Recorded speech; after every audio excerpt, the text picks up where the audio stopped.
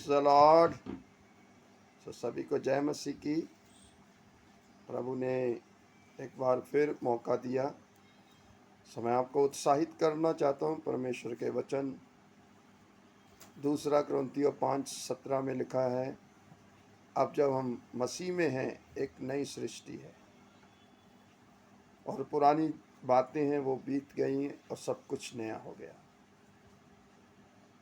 सो मैं आपको बताना चाहता हूँ और इस वचन के द्वारा मैं आपको आपकी आत्मा को, आपके जीवन को परखना चाहता हूँ। अगर आप सचमुच मसीह में हैं, क्या आप नई सृष्टि हैं?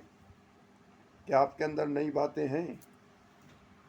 क्या आपके अंदर वो नई चीज़ें हैं जिससे आपके जीवन से प्रभु का नाम महिमा पा रहा है? अगर आप मसीह में हैं और आप कहते हैं मैं एक नई सृष्टि हूँ, तो नई सृष्टि का मतलब ये संसार नहीं है। नई सृष्टि का मतलब है जो परमेश्वर हमारे लिए तैयार करने वाला है। जिस तरह यशाया 65 में 65 में लिखा है और प्रकाशित वाक्य की पुस्तक उसका 22 अध्याय में 21 अध्याय में लिखा हुआ है। तो अगर हम नई सृष्टि हैं तो हमारे अंदर नई बातें होनी चाहिए। हमारे अंदर बातें होनी चाहिए कि हम स्वर्ग जाने की बातें, स्वर्ग में रहने की बातें, स्वर्गीय शरीर धारण करने की बातें, स्वर्गीय सोच, स्वर्गीय चाल चलन।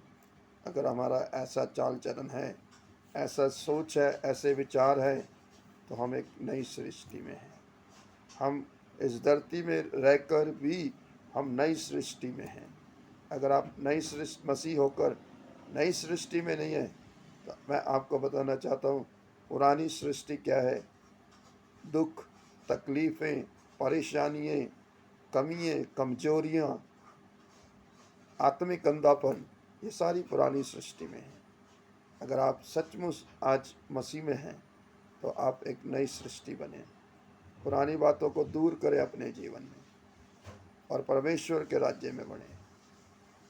परमेश्वर के वचन पहला यूहन्ना की पत्री उसका 2 अध्याय 15-16 में लिखा है कि हम ना तो संसार के और संसार की वस्तुओं से प्रेम रखें।